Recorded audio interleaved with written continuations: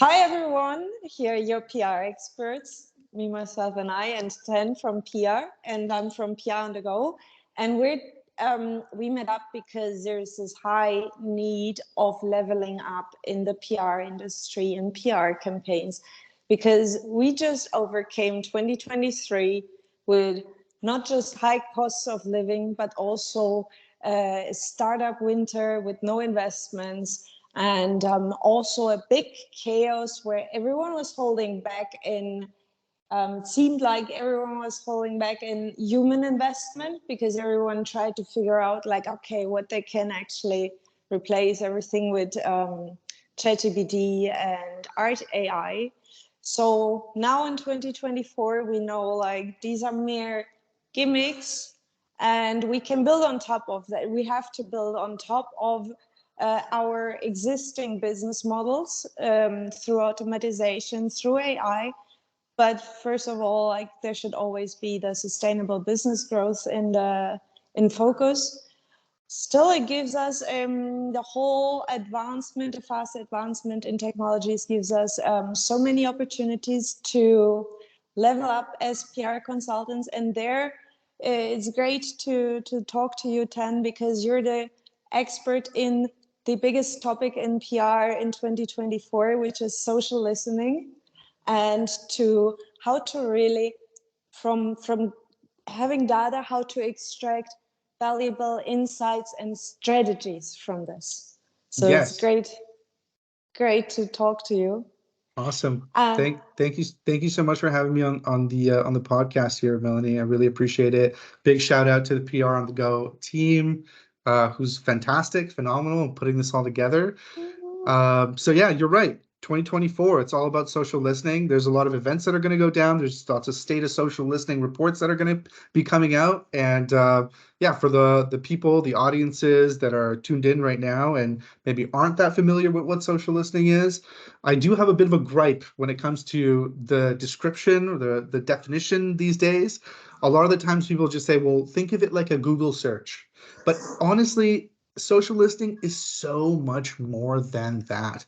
There's the obvious stuff like brands, like being able to track brands on social media, right? All the different social platforms that are out there, from TikTok to Instagram, short form video content like Reels, YouTube, Twitch, Pinterest. It's a growing list of channels. But so basically, for the people who don't know, it's listening out on things like brands, spokespeople, products and services, audiences, um, learning about what are their likes and dislikes, understanding the voice of pretty much an entire market with regions, languages. But if you were to push that definition for a second, you realize that you're actually observing culture. You're observing psychology, and ultimately you're watching influence in real time. So think of it kind of like a digital focus group, right? Like back in the day, we used to have this thing called focus groups. You remember that, Melody? yes, yeah, There where was you get like where we would invite participants, show them like the PR campaigns that we had in mind. They would get a sandwich to be happy, and then we would only have their opinion, like their feedback exact on. it was notoriously used by the advertising industry to see like if this group of target audiences, like how they felt about a certain commercial or a campaign and so on and so forth. This is kind of like an unbiased digital focus group because you're Without observing sandwiches. without sandwiches, without sandwiches, and without the observer effect. It's like in psychology, when you are observing and people know that you're observing, they actually behave a little bit differently, right? And so it's a little bit different. I mean, social media, people on social know that what they're posting is going to be seen by certain audiences, but there's a level of comfort that exists there. For some people, they want to take advantage of the fact that they know that things are going to be seen, and so therefore they're saying things for the virality of it or for, to get under people's skin. But I think ultimately, at mass, it is really like a digital focus group. So it's a massive, like, it's a massive source of insights, especially if you layer that social listening data with things like on top of it, like search engine data, like search engine demand data, or AI, like generative AI demand data, or organizational performance data, or media intelligence data. If you layer that up like a cake, you've got a very, very rich data source to which you can extract insights from. And of course, leaving, you can't just leave it there, extracting insights so that you can incorporate them into strategy, right? Exactly. So what you get is a real time overview of how everyone feels about your brand right now at this moment, with all the campaigns that are going on or with the product launches. And you can even see trends from this, right? So this is what you're doing in media monitoring, and social listening is super exciting about it. I saw some use cases that you prepared earlier, and I was really excited about like how you can navigate crisis situation, but also leverage like attention, or moments in pop culture. So, do you want to show us something of this? Yeah, for sure. I'd love to. I actually have a few things that I can show. I think that starting off, I just wanted to use like a simple operational example. I heard this somewhere, I'm not sure exactly where, but it's an example of like how social listening can be operationalized. The data and insights from social listening can be operationalized. Okay, so think of it like this. Imagine your client is a tuna company, okay?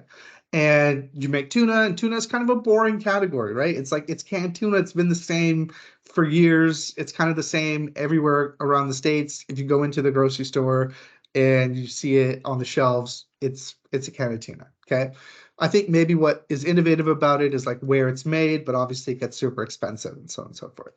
So think of it like this. A major brand in tuna, went ahead and did some social listening and was looking at the audiences that they're looking to target. So they wanted to find new audiences and millennials and Gen Zers and people that they could start to hone in on, okay?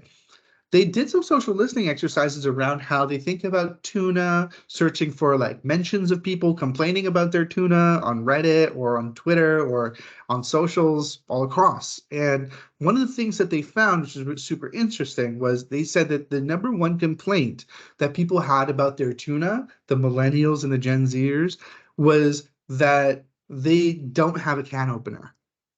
And that could be an annoying thing. Imagine you're in a house, you're in Yeah. a dorm or something, and you don't have a can opener. That means you can't use the tuna, and that's the reason why people were stating they're not eating their tuna. It happened to be like one of those commonly used excuses or complaints. So what did they do? They operationalized that insight by taking that information and bringing it back to their R&D team and saying, "Hey, R&D team, this is the existing culture. How do we change this?" Right? And so what they did is they came up with an idea of tuna in a pouch. It's like you pull it, it's a sealed, vacuum sealed pouch that you zip Right. open and you're able to use. And it's like a whole different category of tuna. It's made so it's convenient. They're listening to their audiences. They're changing their products so that it aligns with their audiences. They're getting the intel and insights from social listening. And just a short little example of how important and critical it can be from our R&D perspective, down to, we use social listening all across the org. It's not just a marketing thing. It's something that's value based all across. But that being said, there is this phenomenon on social media of like user generated content that kind of gets famous or notoriety in its own way. Okay, it gets notoriety because it's somebody sharing a brand, and it's giving the brand an opportunity that, like, wait a minute, this is going a little viral here. Let's do some social listening, and we're noticing somebody who's mentioning our brand that's going a little bit viral. How do we tack on to this? How do we get involved in this? And a lot of the times it has to do with the consumer brand, but we've seen it happen all across the gamut. But so let's go ahead and I'm going to go ahead and share screen and show you what I'm talking about. So, okay.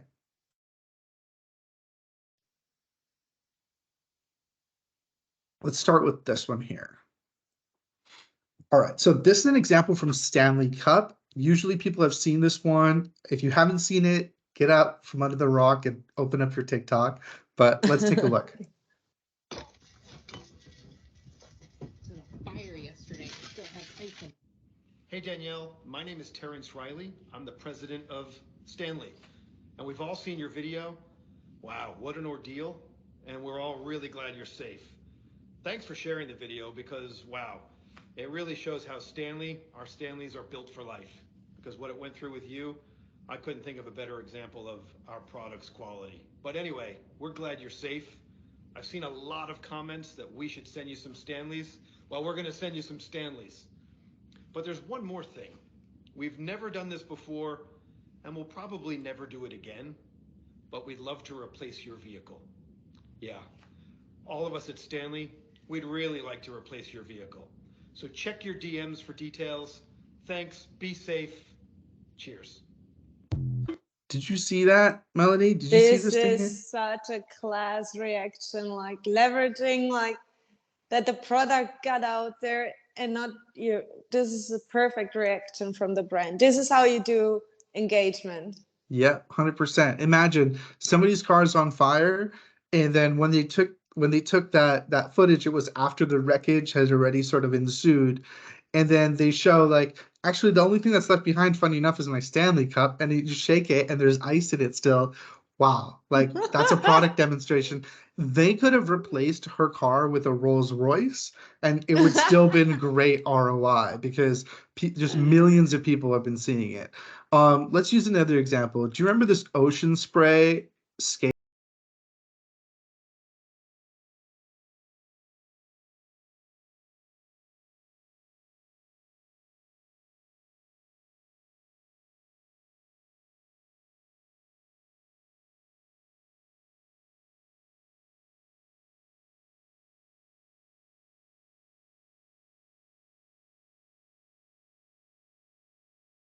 Drinking his cranberry juice, just his ocean spray cranberry juice. And then it got a lot of notoriety. In fact, if you look here, I'll show you. I pulled up like a New York Post article about how the Ocean Spray team gave this TikTok skater a truck with cranberry juice, like full of in the filled with New cranberry York juice. Post. Yeah, I mean this Awesome. also got a lot of views as well. Like it got a lot of views. It was just the dude like driving around in his truck saying like, "Hey guys, like thanks so much, Ocean Spray." But yeah, I mean, that brings us to another one. Let me use another one. Now, this is when things maybe don't go as planned, you know? Let me show you something that went super viral here in terms of that video itself. Here, let's get JD.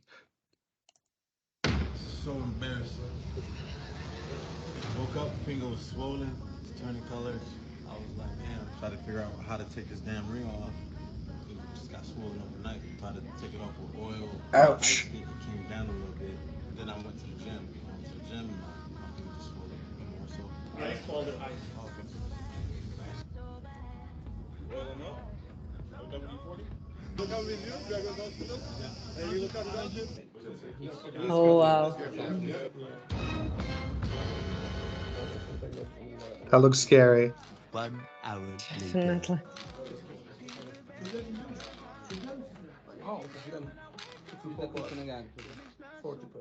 Definitely. Yeah, and we will take it off.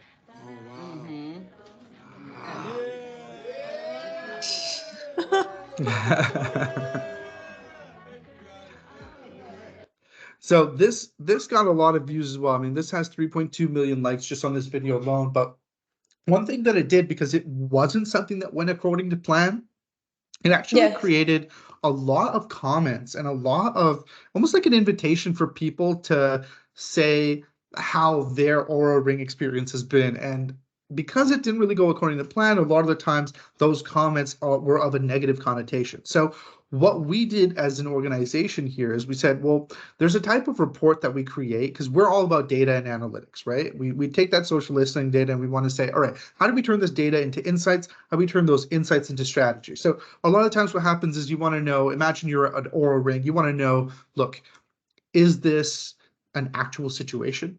Is this an issue or is it a crisis? And really it becomes about resource allocation. You want to be able to know how many resources are justifiable to be putting towards this issue, and you want to be able to keep your finger at the pulse and surface up some data to like that VP layer above you, let's say. So what we did is we created something called the situation report, and basically what we wanted to figure out is what was the overall impact of this situation. As you can see, there's a lot of negative commentary, a lot of negative content that came off the back of this Jason Derulo or Ring debacle. Can easily create panic. Easily Also create panic. Exactly. And I mean, with the PR team. there was less like people creating footage, like creating user-generated content to match that Jason Derulo, like we saw in Ocean Spray, for example, where people were just randomly like driving around on their skateboards drinking Ocean Spray. There wasn't a lot of people going like, oh, my Aura Ring, but they were going rampant in the comment section, I can tell you that much. So much so that so many different outlets were picking it up, and it was getting headline attention. It was getting a lot of prominent coverage with photos and important tweets and so on and so forth. I love this one. Brands need to react. They still often don't react, right? Exactly. I mean, what would you do? I love this tweet by Dan Goldstein. He's like, what do you do if you're Aura Ring's marketing team and you wake up to see this TikTok with the caption, I bought the Aura Ring from Jason Derulo? What are you going to do? You probably wake up from a nightmare, wish you were probably still sleeping.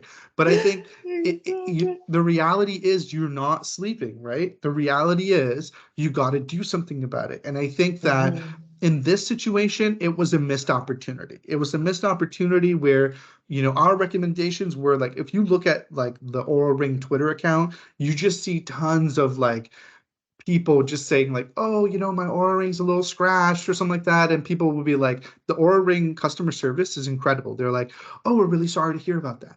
Here's what we could do. And this was a golden opportunity to do that, like brand centric customer service with Jason Derulo himself, and take those millions of people who are liking that content and get their eyeballs and attention onto how you're turning the situation around, and basically make lemonade, you know, when life gives you lemons. That's what could have happened. Unfortunately, it was a missed opportunity, but I think that hopefully it's going to be a learning opportunity, not just for the Aura Ring team, but for social listeners in general and analysts who want to see like what should be happening and what sort of shouldn't in this sort of situation. Yeah, I love these exams because it's a nightmare. And obviously, we as PR consultants are not only there for the good times, you know, but also like for the disaster times. And it's the worst when the brand doesn't react. Like the brand has to react. And also, or if they react poorly, Melanie. Or if they react poorly. Oh yeah. Oh, that's even more embarrassing. That's true. Yes. So I think like this is the best, or 2024 and beyond, we need partners like you and your organization who are experts in social listening, not can only give us the full situation on a global scale, but all the insights. And we talked about this earlier. A lot of people nowadays and a lot of tools and corporations and organizations, they promise to give insights, but it lost a bit of its meaning, right? Like where we both agree, like insights from data need to be valuable. Can you give me your point of view on that? I agree with you wholeheartedly. These days, if you do like a search for companies that are promising that they're going to surface insights, there's so many of them that you'd be like, well, then is anything even change? You notice that actually nothing's changing, but meanwhile everyone's offering insights. So it's a little suspicious. It's a little fishy actually when you look at it. Why is it that everybody's saying that they're surfacing insights or surfacing insights? And when you look at it, what are the examples of surfacing insights exactly? Oh, it's information. oh, like, our audiences prefer Coke over Pepsi. So what? I think that's really where you are able to identify if something is information or if something is an observation or if something is insights. Does it stand up to the basic scrutiny of so what? If you can't answer so what, like if you find, oh, well, most of our audiences are males instead of females, so what? Or, a lot of the times we've got a lot of negative sentiment about this topic. So what? If you're not able to answer so what, and if at the end of that answer I can ask so what again and you still can't, it just doesn't withstand that basic scrutiny and that basic questioning, it's not actually an insight. It's to the point where like people are ordering Subway sandwiches and Subway sandwiches are saying, well, we take your insights and we make your sandwich. It's like, no, that's not an insight, guy. Stop with the insights talk. For us, what we want to do is we're focused on like spelling things out. Like as PR, as like a consultancy who's got deep roots in, let's call it measurement and evaluation of communication, right? We want to be able to spell out what those insights really are. So I think what I'll do here, let me just quickly share screen for a sec. So for us, I think it's really important to be able to keep it really simple. And so what we've done on our website is we've broken down what those insights mean. It's like you say you deliver insights. What do you mean exactly by those insights? For us, when we're looking at communications info, because of the fact that insights are so broad, there is so many insights that we can offer specifically, and let's get into the details. What we've done is we've grouped them. So we started off with channels, messaging, and reputation. And if you have some time, you can go to pr.co and you can read the answers to them. But let's be super specific here. Areas of improvement and praise. These are real insights. These are things that have business impact, organizational impact, and can be operationalized, can be incorporated into strategy. Areas of operation and praise, measuring the impact of your efforts. Being able to measure the impact of your efforts is the number one problem that PR and communications folks are facing on a day-to-day basis. Risks, gaps, and blind spots. Again, these are real insights. And finally, recommendations and strategy. Feeding those insights into strategy. That's, I think, where things are different between what we're doing by keeping it honest with our audiences and what's being promised out there all over the internet, all over SaaS companies, surfacing insights, media monitoring companies, surfacing insights, agencies, giving you insights, valuable insights. Everybody's got insights and no one's got change. And I think that's really where I think that's an important point to talk about as well, Melanie. Change is a great keyword, super important, change management, but also like on a very personal level, we all need to be able to pivot and adapt. We need to know that 2024 and beyond, everything changes fast. Brand messages cannot stay like for 1 year. They need to be adapted fast, like our role within institutions. We need to plan, but the plans might not be worth anything. We need to be strategic, and people resist change, right? You're the expert in how to Absolutely get there, right? Like yes, Melanie, and it's crazy because look, the audiences at PR on the Go, a lot of them are going to be startups, a lot of them are going to be entrepreneurs, they're going to be solo agency owners, they're going to be small to mid-sized agencies, but even the large brands are guilty of this. It's change. Our brains are basically wired to resist change. And let me show you what I mean by that exactly. So what we find is that there's 4 major reasons why people are just not changing. Content's changing, campaigns are changing, but what about the way that you do things? That's actually something that's stayed the same for years and years and years. Some people think that because of AI, things are changing. Well, actually, because of AI, yeah, it's going to create a change, but it's a change that maybe you don't want. It's a change that maybe you don't want. Let me show you what I mean by that. The number one reason why people aren't changing, and especially what we're talking about as public relations, communications, marketing folks, social media folks, the FUD. We call that the FUD, F-U-D. Fear, uncertainty, and doubt. Those are the things that are holding you back. I usually would say add an A for anxiety. If you go to pr.co, you'll be able to see the answers in a little bit more detail, but that's the number one reason. The second is kind of an excuse, okay? Let's be honest, you don't know what you don't know. So a lot of the times people are aware that they don't know what they don't know. However, they're using that as a crutch. They're saying, well, we don't know what we don't know, and it's an excuse not to change. So I think that that's something that you got to hold yourself accountable about, and that's number two reason. The third is the scariest, Melanie. The third is the scariest. It is that things have always been this way, and there's no ask from leadership to change. That is the absolute scariest one. Why? Why do you think, Melanie, why do you think this one's the scariest? Tell me. Things have always been this way. It's nice and comfortable. Exactly. You will die. It's not working anymore in this fast world. Exactly. Look, if you're telling me that there's no ask from leadership, whenever that's the case, sorry to say, but that's because your leadership doesn't view you as a strategic asset. Oh, yeah, that's also true. Yeah. They see the PR and comms team They let you sit until retirement. Yeah. They see the PR and comms team as an operational resource that's an overhead expense that basically handles their media relations work, and they can go ahead and write some press releases.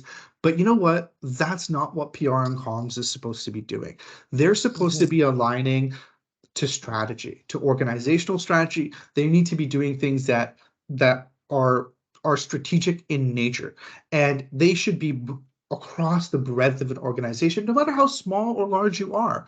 What's happening right now is that organizations are actually, especially executive leadership, is just not seeing the PR and communications resources as strategic, and that's the reason why they haven't asked. And that's a scary thing, because to your point, Melanie, what's happening with AI? AI is going to be able to replace someone writing a press release. AI is going to be able to replace people reaching out to media contacts and giving them pitches, as with a little bit of, hand holding. But will AI ever be able to be a strategic resource? Will they be able to contribute to organizational strategy? That's yet to be determined, I think. The last is you're assuming that it's expensive. So it's all sort of explored territory. That's the fourth reason why it's resistance to change, is sort of like a fear of things being expensive with today's shrinking budgets, shoestring budgets. People don't really explore other opportunities, and they sort of tend to do the same thing over and over. But that's a myth. It doesn't necessarily mean that every single solution that's out there is going to be expensive. It really just depends on what you're looking at specifically here. The reason why it's on our site is because we're all about strategy, and we're all about consulting and workshopping. So this is kind of where things lead into. Yeah, I also think I'm guilty. I'm a care consultant for 15 years, and I got sort of comfortable. I had to realize last year, where it was like from all sides, like, okay, you need to leverage AI. We don't need your copywriters anymore. We need other things from you that we don't know yet what we need. And but actually, this is the a great opportunity to level up, and we only have this opportunity because a lot of people will not be able to keep up with the faster times unless they level up now and find strategic partners, get into this role. And that's how we got in contact. I'm really, really happy and excited about it, to really leverage data and be of be of higher quality. Yeah. 100%. I mean, one of the things that I also wanted to talk about here while we have the chance is to pivot into talking about strategy. So we've kind of taken it from the top, right, Melanie? Like we started off with what is social listening. We went into things like what's information versus insights, and now we're going into, well, insights need to be strategic, but what's strategy really? You know, where does that go? I think. What do you think? Do you want to jump into that? No, I really want to hear from you. So strategic, but strategic. So, okay, but let me tell you from my point of view, the strategy was always considered to be a constant factor, but we were able in the past years to be more comfortable with it. For example, we had a brand message that we would update once a year, you know, for the client, and boilerplates. And so this is now moving super fast. But it's all about adapting and leveraging insights that we now have from all over the globe, what's happening in real life, in digitally, and leveraging this so we can effectively manage campaign budgets, be targeted, be responsive, but also deliver like a good ROI, you know. 100%. And I love that, Melanie, because that's a perfect caveat into what I wanted to show you. There's a really good video that I saw. It was not just a video, it was also a podcast by HBR, the Harvard Business Review. Yeah, I love this that, right here, it's amazing, right? Okay, so basically what they were saying was, what's the difference between planning and strategy? Okay, so what they did was they said, look, plans typically have to do with the resources that you're going to spend, right? They're more comfortable because you can control them. But meanwhile, strategy, on the other hand, specifies the competitive outcome that you wish to achieve, which involves customers wanting your product and service. The tricky thing about that is that you don't control them. That's a perfect example of what really this is actually life-changing when you really let that sink in. You know, it changes everything when you realize, like, our plans is, okay, I spent money. Spending money is easy. Strategy is being really resourceful and getting there. You need a theory. You need a theory of what, if I do this, then this is the outcome that we would like to achieve. And it's rational and probable that this will occur. That takes rolling the dice. It takes risk. And you need to be a partner, a strategic resource for your clients as a PR agency owner to say, this is how we can change things. Let's talk about a quick use case. Southwest Airlines. Southwest Airlines had a strategic idea. Their idea was, look, if we go throughout Texas, the only way to really get around within the state is to take a bus. So the thing about the bus ride is not exactly very comfortable. It takes a long time to get anywhere, okay? And the good thing is it's low cost. So what if we were able to create an airline that was going only in short distances as an alternative to taking the bus? It would have to be around the same price, but it would get you there in a tiny fraction of the time. That sounds like a no-brainer. Guess what? It was a no-brainer. That led to massive success. As you can see, pioneered the low cost carrier model. That's what Southwest is really famous about doing. They were able to then also, the article goes on to showing you like some of the bullet points around what else they did to sort of like put it all together to help operationalize that insight that they came up with. Like, hey, if we have cheaper airports or a single fleet type, like only one type of plane, or smart scheduling, so it's easy to kind of book your flight, or the point-to-point routes, meaning, hey, like high frequency but short distance, and it goes quickly like a bus. So it's kind of like a plain version of a bus route. And that's really what this was, and it was massively successful. We wanted to use that example to be like, hey, that's the difference. A lot of the times we hear all about things being strategic, but they're really talking about planning. They're really talking about using fixed resources and spending them in a certain way. And the funniest one is it's called strategic planning. And strategic planning, it's just really just it's neither here nor there, right? Like ultimately it's either planning or it's strategy. And I think, ultimately strategy needs to be broken down into things like like things like if you want to articulate it, imagine like topics, themes, strategic messages, goals, objectives, KPIs, like things that are cascading, right? Like a cascading model that rolls up or down. That's really how you kind of would articulate that strategy, So I wanted to add that at the end there, just so if people are thinking about, well, how do I operationalize that? I love the Southwest example also because it exemplifies that PR has in the past been very close to the CEO and organizational decisions. The CEO works with assumptions, PR people plan campaigns with assumptions. Now we have all the access to the data, but we don't leverage it yet. That's where you come in. That's why I'm so excited that we collaborate. And so it needs to get back to this.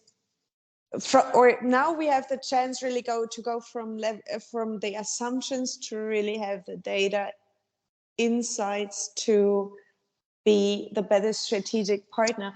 And really, I would say it's hard if we don't keep up. So this is what we talked about. Like change is hard, but there's just no much chance to ignore these things that we should leverage. You're so right. We're at the point where it's too expensive not to change. That's exactly. Yes. And I also love because PR went into a bit of like this fast outreach link building machine, like which it should not be. It should be the strategic partnership. And I think like now we have the opportunity to bring it back there.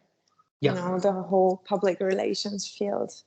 Look, I think this is a great conversation, Melanie. Thank you so much for inviting me out to this. Let's give our viewers some practical takeaways. What do you think? What do you think should be some practical takeaways? From my perspective, it would be reach out to people that are making sense. Talk to them. Be a relationship builder. If they're making sense when it comes to strategy and consultation and insights and data, and that's something you actually want to do, don't be shy and reach out. That's my biggest sort of takeaway for startups, entrepreneurs, early stage funded entities. Reach out to people and get involved. What would you say is the big takeaway?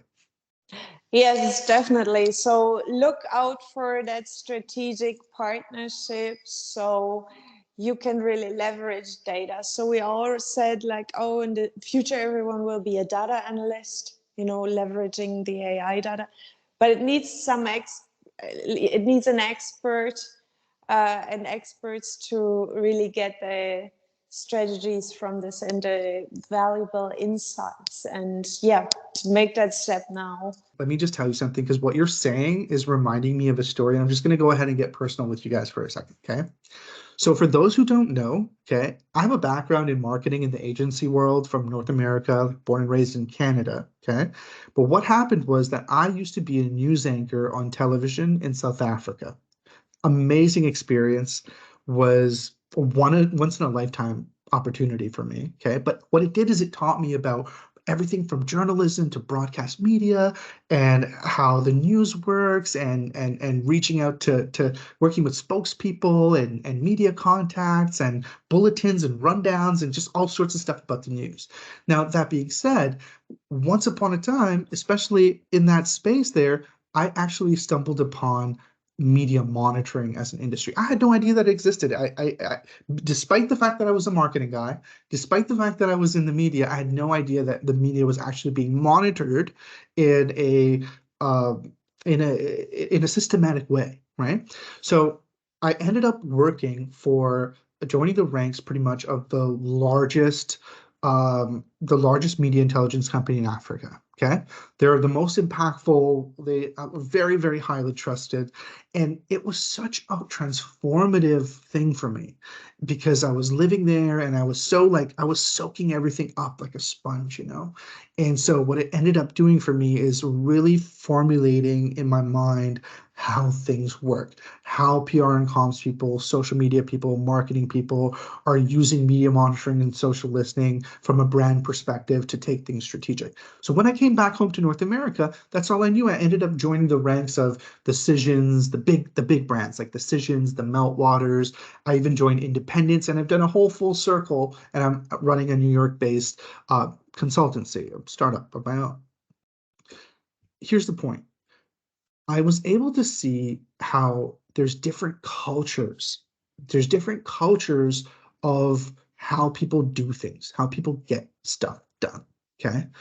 Public relations and communications, marketing, social media people in Africa, in the African continent, have a culture of done for you.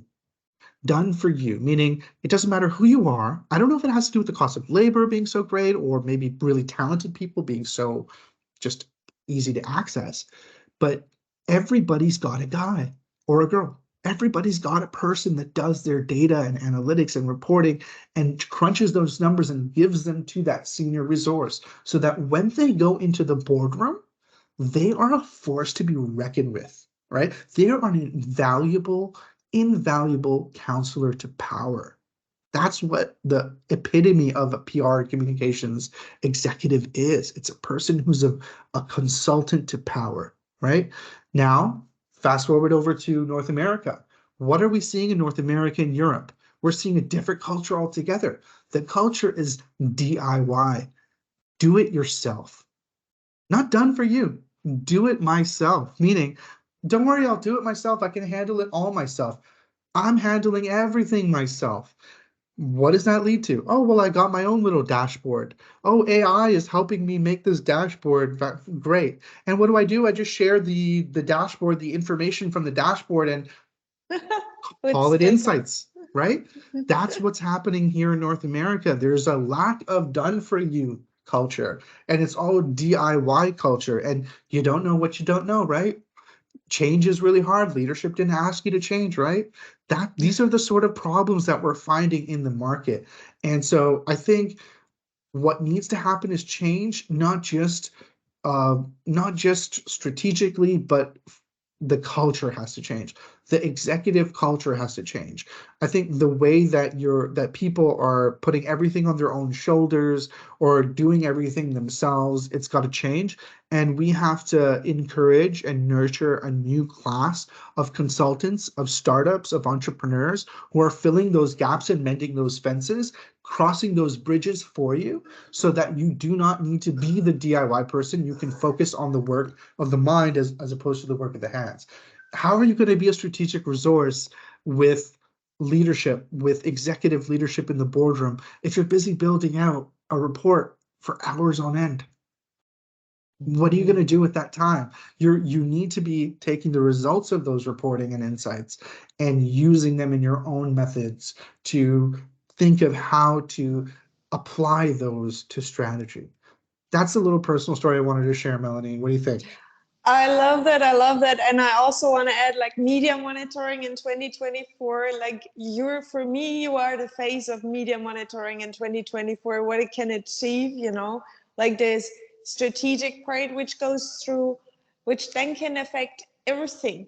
Like it is in a PR department to the observations, but then it has strategic effect, not only on the brand messaging, but product development, the whole in which niches and categories should we go, like can we place ourselves, like so many missed so many opportunities can be opened up that otherwise would have been missed, so we can't afford to miss out anymore. And I love that media monitoring pays into this sustainable business growth, not fast success, but like it's 100% that nothing will be overlooked. This is fantastic.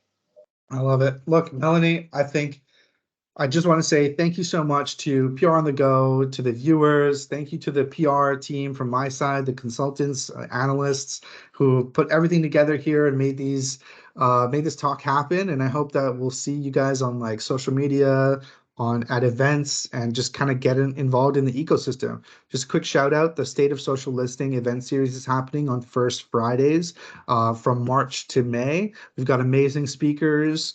I don't want to toot my horn too much, but we got the likes of Nestle and Halion and Carnegie Mellon University, Warner Brothers. There's tons more. You can go ahead and check it out at pr.co on our socials, especially on LinkedIn. Thank you so much, Ten. Yes, we're super excited for the webinar series on social listening. It's great what you got going with PR. And yeah, excited for everything to come this year.